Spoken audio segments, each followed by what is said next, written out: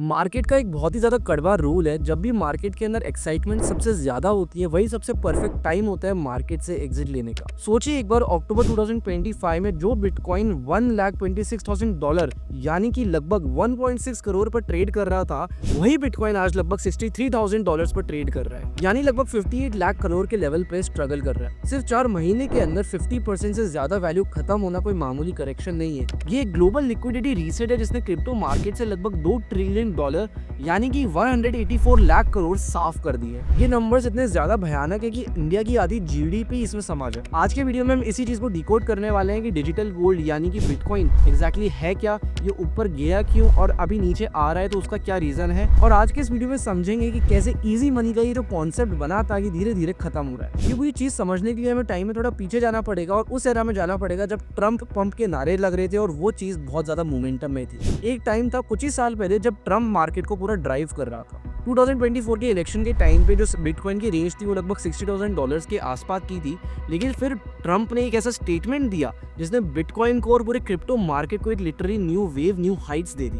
उन्होंने एक ऐसी वायरल स्पीच दी और वादा किया कि वो अमेरिका को क्रिप्टो कैपिटल बना देंगे। फिर दिसंबर 2024 ने जब बिटकॉइन ने $1 लाख का जो साइकोलॉजिकल नंबर था उसको ब्रेक किया, तो इन्वेस्टर्स को लगने लगा now this is going to the moon, ये स्काई रॉकेट होने वाला है। लेकिन असली में ये एक ऐसा बलून था, एक ऐसा बबल था जो इवेंचुअली फटने ही वाला था। इतिहास गवाह है कि जब भी इन्वेस्टर्स यूफोरिया देखते हैं, बहुत पॉजिटिव सोचते हैं, वो हमेशा निशानी होती है एक बहुत ही जल्द आने वाले मार्केट क्रैश की। और वही चीज हमें आज के मार्केट्स में देखने को मिल रही है। मार्केट में असली चीज तब आया जब ट्रम्प ने एक रिजीम चेंज का अनाउंसमेंट किया था।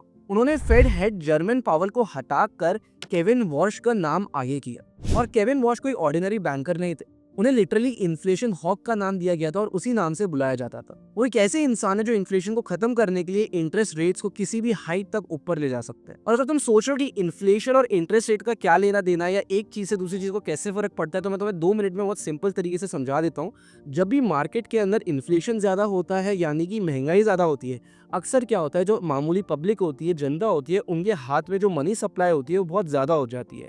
मतलब डिमांड ज्यादा हो जाती है और सप्लाई कम होता है। एज अ रिजल्ट जो भी चीज़ों के दाम होता है, भले वो दाल चावल हो, टूरिज्म हो, कुछ भी हो, हर चीज़ का प्राइस ऊपर भागने लग जाता है क्योंकि हर किसी के पास पैसा है, हर कोई उस पर्टिकुलर चीज़ की डिमांड कर रहा है। लेकिन जब इंटरेस्ट रेट मार्केट में बढ़ जाएगा तो लोगों के लिए पैसा लेना यानी कि लोन लेना महंगा होगा। पहले अगर वो 6% इंटरेस्ट दे रहे थे लोन पे, तो अब उनको 8% देना पड़ेगा। ये डिस्करेज करता है लोन्स को और बोरिंग्स को। और साइमल्टेनियसली अगर इंटरेस्ट रेट बढ़ जाएगा तो लोगों को ज़्यादा बेनिफिट होगा अगर वो पैसे अपने बैंक के साथ डिपॉजिट करा दें, फिक्स डिपॉजिट करा दें। जो उनको पहले 6% का रिटर्न मिलता था अपनी एफडी पे, वो अभी 8% मिलेगा। तो इस वजह से जो ओवरऑल मनी सप्लाई है वो मार्केट में कम हो जाती है क्योंकि लोग लोन लेना कम कर देते हैं और डिपॉजिट करना ज़्यादा कर देते हैं। एज अ रिजल्ट क्या होता है, जो डिमांड होती है वो कम हो जाती है और अगर डिमांड कम हो जाएगी और सप्लाई बढ़ जाएगी तो ऑटोमेटिकली प्राइसेस वापस कंट्रोल में आ जाएंगे। आई होप तुम्हें इन्फ्लेशन और इंटरेस्ट रेट में क्या रिलेशन है ये चीज़ अब अच्छे से समझ में आ गई होगी। और इसी पूरी कॉन्सेप्ट को जिसमें हम लोग बेसिकली इंटरेस्ट रेट बढ़ा देते हैं जिससे डिमांड कम हो जाए, इसी चीज़ को हम कहते हैं लिक्विडिटी कम करना मार्केट में। लिक्विडिटी कम करने का मतलब है लोगों के हाथ से पैसा छीन लेना, पैसा गवर्नमेंट या बैंक के पास चला जाता है।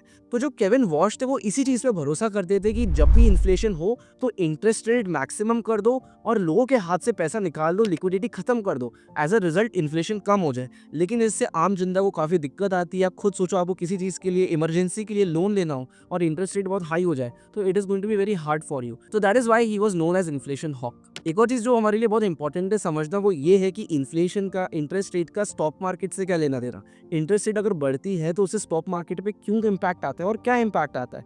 तो इसका भी बहुत सिंपल लॉजिक है। अगर लिक्विडिटी यानी कि मनी सप्लाई मार्केट में ज़्यादा होगा, मनी सप्लाई मार्केट में कब ज़्यादा होगा, जब इंटरेस्ट रेट लो होगा। अगर इंटरेस्ट रेट लो है मतलब लोगों को कोई बेनिफिट नहीं मिल रहा है। लोग एफडी क्यों कराएंगे जब उनको सिर्फ 2% 3% मिल रहा है रिटर्न, और वो बोरो कर सकते हैं 3-4% पे। तो यूजुअली लोग क्या करते हैं, जब इंटरेस्ट रेट लो होता है तो पैसे डिपॉजिट नहीं करते हैं और इनफैक्ट बोरो करते हैं। और जब ये लोग पैसे बोरो कर रहे हैं तो ये कहाँ जाता है मनी, इवेंचुअली या तो ये गुड्स पे, कमोडिटीज़ पे, सर्विसेज पे स्पेंड होता है जो कंपनीज के लिए रेवेन्यू बनता है, या तो ये पैसा डायरेक्टली स्टॉक मार्केट में जाता है जिससे अगेन स्टॉक मार्केट कंपनीज को ही प्रॉफिट होता है। लेकिन एक बार इमेजिन करो एक ऐसी सिनेरियो जहाँ पे इंटरेस्ट रेट बहुत ज़्यादा हाई है। ऐसे केस में लोग एफडी कराएंगे और मार्केट में पैसा नहीं डालेंगे। एज अ रिजल्ट क्या होगा, जो कंपनीज होगी, उनके जो प्रोडक्ट्स होंगे, उनकी जो सर्विसेज होगी, वो कोई नहीं खरीदेगा। और जो एक्सेस पैसा होगा वो लोग स्टॉक मार्केट में इन्वेस्ट करने की जगह उसकी एफडीज करवाएंगे, क्योंकि लोगों को बेटर इंटरेस्ट रेट मिलेगा। तो इसकी वजह से जो केविन वॉश को पावर मिली, तो जो स्टॉक मार्केट के इन्वेस्टर्स थे उनमें ऑलरेडी एक थोड़ा डर बैठ गया कि यार अब इन्फ्लेशन रेट ऊपर जाने वाली है, तो इवेंचुअली स्टॉक मार्केट में कोई ना कोई नेगेटिव इंपैक्ट तो आएगा ही सही। यहाँ पे आपके दिमाग में एक और बहुत बड़ा सवाल आ रहा होगा कि यार अर्पित, बिटकॉइन का स्टॉक मार्केट से क्या लेना देना है अभी।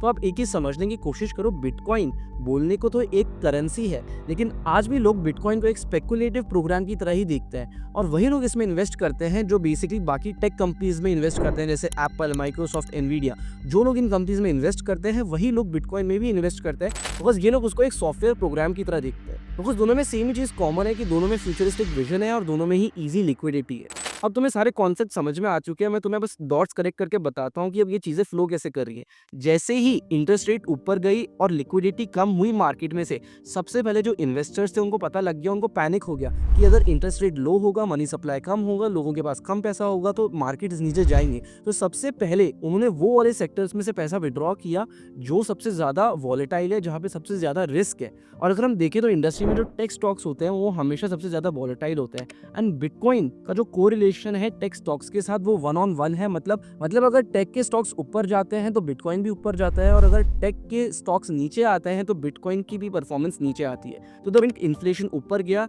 टेक के स्टॉक्स जो सबसे ज्यादा वॉलेटाइल थे वो नीचे आए, और एज अ रिजल्ट बिटकॉइन भी नीचे आ गए। बट बिटकॉइन के नीचे आने का सिर्फ ये एकलौता रीजन नहीं था, और भी रीजन थे। इसी कड़ी मार्केट में 30 जनवरी को एक और बहुत बड़ा अनाउंसमेंट हुआ, जहां पे क्लॉड कोवर्थ ने 11 स्पेशलाइज्ड प्लगइन रिलीज कर दिए। और ये कोई मामूली चैटबॉट्स नहीं थे, बल्कि एक प्रॉपर एजेंटिक एआईज थे जो खुद से लीगल कॉन्ट्रैक्ट्स को रिव्यू कर सकते थे और फाइनेंशियल मॉडल्स बना सकते थे। और सिर्फ अकेली इस न्यूज़ ने मार्केट के अंदर से $285 बिलियन यानी कि 26.2 लाख करोड़ रुपीस उड़ा दिए। इन्वेस्टर्स को डर लगने लग गया कि यार अगर एआई सारा काम कर देगा तो ये जो ट्रेडिशनल सॉफ्टवेयर है ये एग्जैक्टली काम क्या आएंगे, इनका सब्सक्रिप्शन आउटसोर्सिंग मॉडल क्या ही होएगा। And again back to square one, because bitcoin बाकी जो सारे टेक के स्टॉक्स हैं उनसे बहुत ज्यादा हाईली कोरिलेटेड है। जब ये सारे स्टॉक्स गिरे because of this negative news agentic AI के बारे में, बिटकॉइन भी ऑटोमेटिकली गिर गया because it has high correlation with the other stocks. और ये जो डिस्ट्रप्शन है इसका इम्पैक्ट हमें इंडिया में भी देखने को मिला। If I tell you the exact numbers, 4 फरवरी 2026 को निफ्टी का जो आईटी इंडेक्स था वो 7% तक टूट गया। जो बड़ी बड़ी कंपनीज थी जैसे टीसीएस, इन्फोसिस, इनके जैसे स्टॉक भी लगभग 6 से 8% तक गिर गए। एक दिन में 1.9 लाख करोड़ साफ हो गए। पर यहाँ पे एक बहुत ही इंटरेस्टिंग पैराडॉक्स सामने आया जो मैंने तो बिल्कुल ही एक्सपेक्ट नहीं किया था। अर्बन कंपनी के जो टॉप प्लम्बर्स और टेक्नीशियंस हैं उनकी जो अभी एवरेज सैलरी है वो लगभग 51,000 चल रही है, और जो एक एंट्री लेवल आईटी इंजीनियर है उसकी जो सैलरी होती है वो लगभग 33,000 होती है। तो लोगों के दिमाग में अब ये बात आने लग गई है कि जो एंट्री लेवल जॉब्स हैं वो तो एआई पक्का रिप्लेस कर ही देगा क्योंकि इतना एडवांस हो रहा है, लेकिन जो मैनुअल स्किल बेस्ड जॉब है उसे एआई कभी भी रिप्लेस नहीं कर पाएगा क्योंकि वो फिजिकली प्रेजेंट ही नहीं हो सकता। बहुत इंटरेस्टिंगली अब ये हमें दिखाता है कि मैनुअल स्किल बेस्ड काम है उसको ज्यादा वैल्यू दी जा रही है in comparison to entry level white collar jobs, because they are going to get replaced by AI sooner. अब हम बात कर लेते हैं डिजिटल गोल्ड की। हमेशा से ऐसा माना गया है जो डिजिटल गोल्ड है उसका जो ऑल्टरनेटिव है वो है बिटकॉइन, लेकिन 2026 की क्राइसिस ने हमें सच्चाई दिखा दी। जहां असली गोल्ड $5,000 यानी कि 4.6 लाख पर आउंस पर निकल गया, वहीं पे बिटकॉइन और सिल्वर गंदी तरीके से क्रैश हो गए। सिल्वर जो पहले 4.2 लाख पर केजी पे था वो सीधा गिर के 2.29 लाख पर केजी पे आ गया। ये चीज हमें वापस क्लियरली सिग्नल देती है और हिस्ट्री को रिपीट करती है कि जब भी क्राइसिस का टाइम होता है, मुश्किल वक्त आता है, जो इन्वेस्टर्स होते हैं वो हमेशा हाईली रिस्की एसेट्स को छोड़ के हमेशा सेफ हेवन एसेट्स यानी कि गोल्ड जैसी चीजों पे मूव ऑन करते हैं। लेकिन दोस्तों इतनी नेगेटिविटी के बीच भी एक बहुत ही बड़ा गेम चेंजर है with is Trump Modi mission 500 trade deal. इस डील के अंदर इंडिया यूएस में $500 बिलियन इन्वेस्ट करेगा यानी कि 46 लाख करोड़ रुपीस, और बदले में अमेरिका इंडियन गुड्स पे 50% टैरिफ लगाने की जगह उसको सिर्फ 18% पे कर देगा। इंडिया की इकोनॉमी 2026 में 4.5 ट्रिलियन पे आ चुकी है यानी कि 414 लाख करोड़ रुपीस टच करने वाली है, जो हमें दुनिया की 14वीं सबसे लार्जेस्ट इकोनॉमी बनाता है। इसका बेसिकली मतलब यह है कि भले ही इंटरनेशनल लेवल्स पे बिटकॉइन गिर रहा हो, लिक्विडिटी कम हो रही हो, लेकिन ये चीज इंडिया को एक काफी अच्छा सेफ्टी नेट प्रोवाइड करती है। अभी मार्केट में इंस्टीट्यूशनल एग्जिट का माहौल चल रहा है, मतलब बड़े बड़े प्लेयर्स भी एग्जिट ले रहे हैं। ब्लैक रॉक जैसे बड़े प्लेयर्स भी बिटकॉइन के ईटीएफ्स लगातार सेल कर रहे हैं और अकेले नवंबर में $7 बिलियन यानी कि 64,400 करोड़ रुपीस निकाले गए हैं बिटकॉइन अलोन से। और जब ऐसे बड़े प्लेयर्स, जिनको हम स्मार्ट मनी भी कहते हैं, जब ऐसे लोग मार्केट से एग्जिट करते हैं, सेल करते हैं, तो प्राइस रैपिडली क्रैश होता है। और अगर तुम सोचो कि सिर्फ स्मार्ट मनी के बेचने से पूरा मार्केट कैसे नीचे गिर सकता है, तो let me tell you that कि ये लोग इतनी बड़ी क्वांटिटी में बेचते हैं कि उसके लिए बायर्स ही नहीं मिलते हैं। फॉर एग्जाम्पल, किसी को 100 यूनिट्स बेचनी है, लेकिन जब बायर्स सिर्फ 10 है, तो क्या होता है कि प्राइस लगातार नीचे जाता रहता है और बायर्स ही नहीं मिलते। और जब बायर्स मिलते हैं तो वो बहुत ही कम प्राइस पे मिलते हैं, लेट्स से 50% प्राइस पे। As a result market crash हो जाता है। बिटकॉइन के लिए $60,000 अभी एक स्ट्रॉन्ग सपोर्ट बन चुका है। अगर हम देखते हैं कि मार्केट इसके नीचे जाता है, तो we can easily see that bitcoin also crashes to $52,000। और अगर मैं आपको बात करूं कि human fear and greed index की, तो वो अभी चल रहा है 11 पे, विच बेसिकली मीन्स मार्केट के मोस्ट ऑफ द इन्वेस्टर्स काफ़ी डरे हुए हैं, काफ़ी फियर में हैं। अंत में एक बात समझ लीजिए, हम एरा ऑफ इजी मनी से बाहर निकल के एरा ऑफ साउंड मनी में जा रहे हैं।